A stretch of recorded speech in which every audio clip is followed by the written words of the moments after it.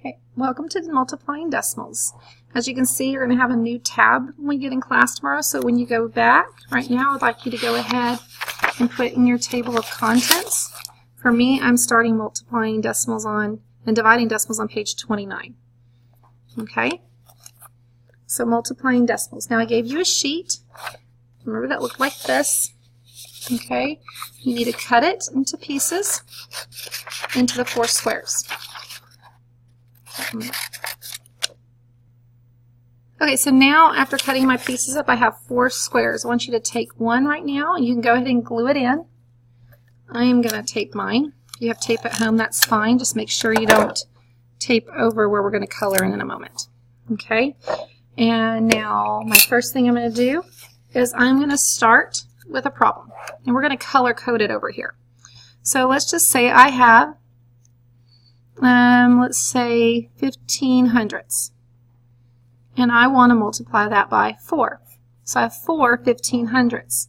We can look at this as 1500ths plus 1500ths plus 1500ths plus 1500ths. It's repeated addition, or we can multiply it. So what it would look like over here on my grid is I'm going to color in 1500ths. So I'm going to do green first. 1, 2, 3, 4, 5, 6, 7, 8, 9, 10, 11, 12, 13, 14, 15. That's 1 1500th. But I need 5 of them. So I'm going to do 5. Here's another one. 1, 2.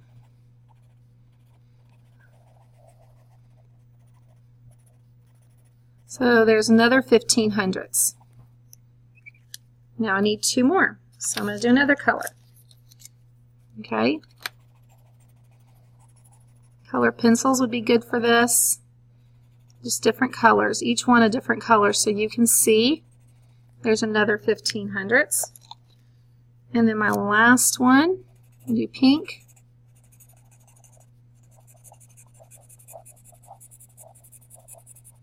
And there's another 1500ths. Now we can go ahead and count how many we have colored in. And you can see we have 1, 2, 3, 4, 5, 6 tenths or 60 hundredths we have colored in. So if we multiply this, now let's see how that matches the multiplication. So we do 4 times 5 is 20. I write down my 0, carry my 2. So multiplying like normal. Right now I'm ignoring the decimal. 4 times 1 is 4, plus this 2 is 6. And then 4 times 0 is 0. Now where do I put my decimal? Now it might look like it just goes straight down, but that's not the case, and this is important. It doesn't just go straight down because we are counting our decimal places. And this is important for when we do a decimal times a decimal that you follow these directions. So if I look, I have how many numbers after the decimal? I have 1 number after the decimal, 2 numbers after my decimal. So the first thing, your first step is multiply like usual. Multiply. Your normal steps. Second thing is you're going to count the decimal places.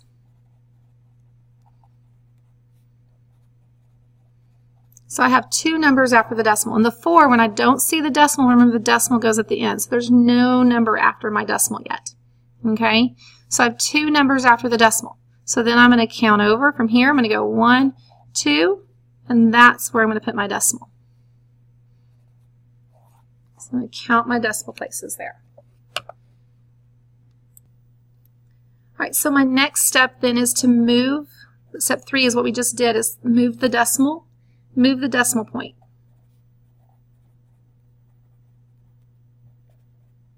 Point left, to the left.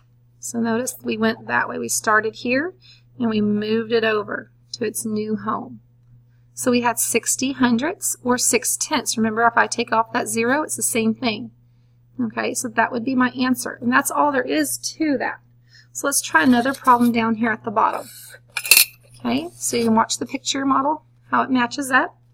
I'm going to start, let's do 4 hundredths times 3. Just so you can see how this works. So my first step, let's color it in first. Okay, remember this would be the same thing as 4 hundredths plus 4 hundredths plus 4 hundredths. And we could add that up and get the answer. Or we can do this. So I'm going to do 400s. 1, 2, 3, 4. There's 400s. Let's do another. 1, 2, 3, 4. There's another 400s. And let's change colors again. 1, 2, 3, 400s. Can you see if I can add up, count all the squares? I have 12 squares out of 100 shaded, so that would be 1200s. 1/10, right here, 1/10, and 200s. 1 out of 10 rows, and then 2 more. So let's go through our multiplication steps. So to do this, we would do 3 times 4 is 12, carry the 1. 3 times 0 is 0, plus 1 is 1. And 3 times 0 is 0. Notice I ignored the decimal. The decimal didn't matter yet. Okay? Remember, my second step is to count my numbers after the decimal. So I have 1 number, 2 numbers after the decimal. In my 3, it's a whole number, so since I don't see the decimal goes at the end. It's not after the decimal. It's in front of my decimal. Very important there. So I have 2 numbers after my decimals. So now my next step is to move it to the left. So 1, 2 places. Since there's 2 numbers after the decimal, I move it over 2 places. And there you can see how my numbers and answers match. Okay. I want you to try this problem on your own, and you don't have to use a picture for this. I just want you to try. This is a try me in the middle of the video. We have more to go, but I want you to try 3200ths times, let's do times 3. I want you to try that one. You can pause the video at this time. Give a moment. Try it. Okay, now let's check it. Hopefully you pause the video while I work, and then you can come back and check it. So 3 times 2 is 6. 3 times 3 is 9. 3 times 0 is 0. Again, notice I ignored the decimal. Now I'm going to figure out where the decimal goes. So how many numbers do I have after the decimal? 1, 2 numbers after the decimal. Nothing after the decimal here. If you don't see the decimal, it goes at the end. Then I'm going to move my decimal point 1, 2 places because there's 2 numbers there, and there's my answer.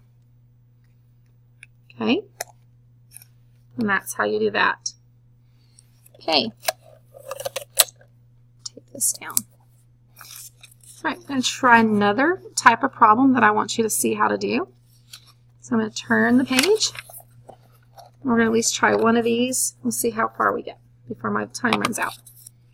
So I want you to think about this one. This is decimal times decimals. If I did half of a pizza times half of a pizza, okay? If I had half of a pizza left over and I ate half of it, I ate a fourth of that pizza. If you think about that with the pizza form, okay? So picture up here, half of my pizza, like that. And if I ate half of that pizza, cut it here, right there, that would be the piece that I ate, would be 1/4. And say, I'm going to do this in decimal. So half of this would be 5/10. Okay, and if I ate half of that half, that would be 5/10. So let's do 5/10 times 5/10. Okay, so 5/10, I'm going to shade this in blue. I'm going to do, let me just get this over. I'm going to do marks like this because it's easier to see. I'm going to do blue this way. I'm going to pause it while I do this. Okay, so there's my 1/2 shaded in, my 5/10, because 1, 2, 3, 4, 5/10 shaded in. Now I'm going to shade in 5/10 the other way. Okay, so I'm going to do this the opposite way. You can see the color coding here. Okay, I'm doing 5/10 the other way where they overlap. Okay, I'm going to pause it and finish doing this, and you can come back. Okay, so you can see that I did 5/10 in blue this way, and then in red I did 5/10 going that way. And you can see there's a spot where they overlap. That's half of the half. So if I just did, this is half, and then I did half of that, that's where it overlaps. That's my answer. So I'm going to outline that in green right here, because this is my answer. Where it overlaps is my answer. Okay? And you would count how many squares are in this overlapped part. If you count, there's 1, 2, 3, 4, 5. So 5, 10, 15, 20, 25. There are 25 hundredths in that spot. It's 25 out of the whole hundreds. Think about this like a pizza, Chicago style. There you go, cut in squares, which is how it would be in Chicago style. And if you ate half of the half, you would have a quarter of the pizza, or 1/4, 1/4. A quarter is 25 cents, so there you go. Okay, and that's how it would look with the picture version. Now let's do the multiplying version. So multiplying, I'd multiply like normal. Ignore the decimals. So 5 times 5 is 25. Carry my 2. 5 times 0 is 0, plus 2 is 2. Okay, cross it out. Done with it, right? Just like I normally would. And if you want to, you can put the 0 down here, but 0 times this is 0, 0 times that is 0, so we can stop right there. Okay? And now we're at our next step. And that is to see how many numbers are after the decimal. Here I have 1 number after the decimal, 2 numbers after the decimal. Now you can see why it wouldn't go straight down, because if it went straight down, then you'd say I would have eaten 2 whole pizzas and half of another 2.5 pizzas, 2 5/10, which is not what happened if you look at the picture. So that's why we're going to count our decimal places, just like the steps we wrote on the other page. We're going to move our decimal place. So 1, 2 places, since there's 2 numbers after the decimal, and I'm going to put a 0 in the front because it just makes it easier to read. So you can see my answer matches my picture. Okay, let's try one more picture. Okay, this time I'm going to do 2/10 times 3/10. So I'm doing part of a part. That's why my answer is actually getting smaller, because I'm doing part of a part. So 2/10, let me do the bottom number 1. Let me pause it while I get the picture ready. So there you see my 2/10. Now I'm going to do the 3/10 going the opposite way. There's the 3/10 going the opposite way in the blue, and the other pink going the other way. And then you can see right here is where they overlap, where I have the X's. And if you see that, if I count those squares, that's 6 hundredths. So that would be 6 hundredths. You have to know how to write this correctly. The 6 needs to be in the hundredths place. So let's go multiply this like usual. 2 times 3 is 6. Nothing to carry. 2 times 0 is 0. Now I'm done with the 2, but if I go on to the bottom, I could put my placeholder if I want to and do all that, but 0 times 3 is 0, 0 times 0 is 0, and then I'd just be adding zeros, and I really don't need to just add zeros. So I'm going to stop there and count how many numbers I have after my decimal. The 3 is after the decimal, and the 2 is after the decimal. So I have 2 numbers after the decimal, so I'm going to move it over 2 spots. So 1, 2, there's my new answer. So 6 hundredths, and you can see how it matches that. Okay, try these couple problems, and these we'll check in class. And we'll check one of these actually right now. Try me. I want you to do 4/10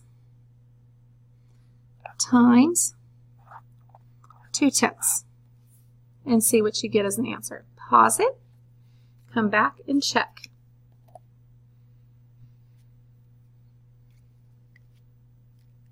So 2 times 4 is 8. 2 times 0 is 0. And again, next, I'm done with that. Cross it out. Get rid of it. And then we move on. If I did zeros, I don't need to do zeros all down here because 0 times 4 is 0. 0 times 0 is 0. So I don't need to write that down here. It's okay if you do. It doesn't hurt. Okay. Next thing I do, I'm almost out of time, so I need to hurry up. Count my number of decimals afterwards. 2 numbers after my decimal, so I go over 1, 2, and there's my answer. Sorry, okay, there's my answer. So 8 hundredths is my answer. Okay, and that's how you multiply decimals, and we'll practice that more in class.